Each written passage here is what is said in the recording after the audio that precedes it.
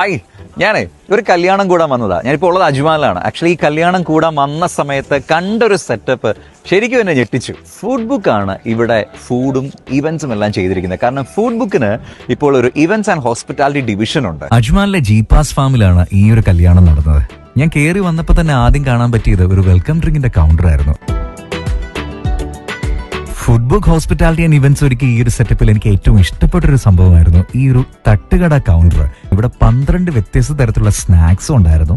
തൊട്ടടുത്ത് തന്നെ ഒരു ടീ കൗണ്ടറും ഉണ്ട്. കൂടാതെ ദോശയാവട്ടെ, കൊത്തുപൊറോട്ടയാവട്ടെ, കപ്പ ബിരിയാണി ആവട്ടെ, ഇതെല്ലാം തന്നെ നമുക്ക് അവിടുന്ന് കഴിക്കാനും പറ്റുമായിരുന്നു.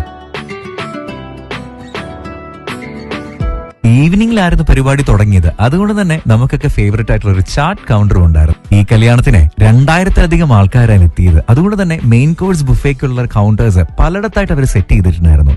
25-ലധികം ഐറ്റംസ് ആയിരുന്നു, അതും ഗംഭീര ടേസ്റ്റുള്ള ഐറ്റംസ്. ഡിസേർട്ടിന്റെ കാര്യം പിന്നെ പറയുകയേ വേണ്ട.